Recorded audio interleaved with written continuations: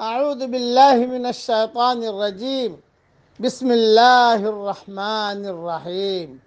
سورہ اعراف کی آخری آیت پڑھ رہا ہوں۔ خذ العفو وأمر بالعرف وأعرض عن الجاہلین، درگزر کیجئے اور نیکی کا حکم دیجئے اور جاہلوں سے نہ الجھیے۔ وَإِمَّا يَنزَغَنَّكَ مِنَ الشَّيْطَانِ نَزْغٌ فَاسْتَعِذْ بِاللَّهِ، اور اگر آپ کو کوئی وسوسہ شیطان کی طرف سے آئے تو اللہ کی پناہ مانگیے۔ إِنَّهُ سَمِيعٌ عَلِيمٌ، بے شک وہ سننے والا جاننے والا ہے۔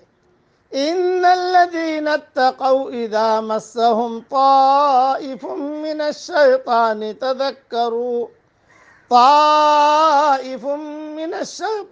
تَذَكَّرُوا فَإِذَا هُمْ مُبْصِرُونَ، جو لوگ ڈر رکھتے ہیں جب کبھی شیطان کے اثر سے کوئی برا خیال انہیں چھو جاتا ہے تو فوراً چونک پڑتے ہیں اور پھر اسی وقت ان کو سوجھ آ جاتی ہے۔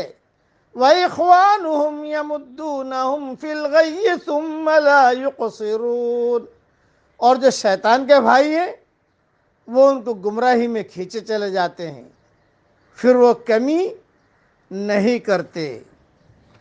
یہ دعوت کے کام کے تین بڑے بڑے اصول ہیں۔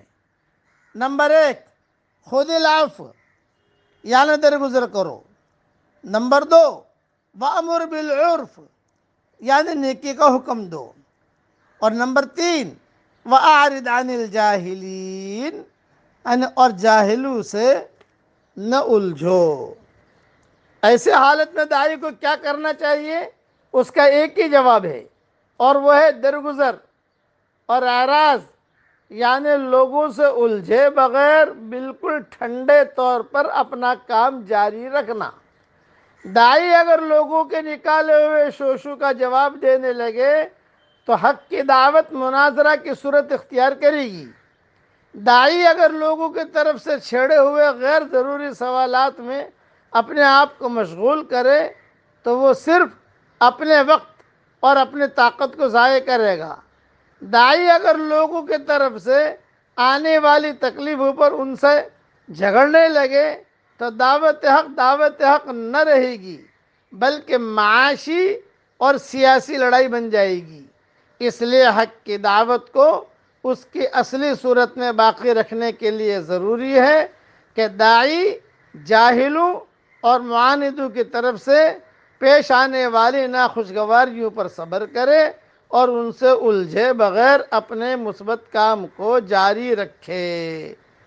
دوسرا، جو لوگ اللہ کے ڈر سے خالی ہوتے ہیں ان کے اندر شیطان داخل ہو کر اپنا کام کرتا رہتا ہے اور ان کو محسوس بھی نہیں ہوتا کہ اس کے ساتھی بن کر وہ کس گھڑی کی طرف چلے جا رہے ہیں۔ حساسیت آدمی کی سب سے بڑی محافظ ہے، جبکہ بے حسی آدمی کو شیطان کے مقابلے میں غیر محفوظ بنا دیتی ہے۔ یہ تین بڑے بڑے اصول ذہن میں رکھنا تو دعوت کے کام میں مثبت انداز سے آدمی چلتا رہے گا۔ اللہ تعالی ہم سب کو عمل کرنے کی توفیق عطا فرمائے، آمین۔ وآخر دعوانا ان الحمد للہ رب العالمین۔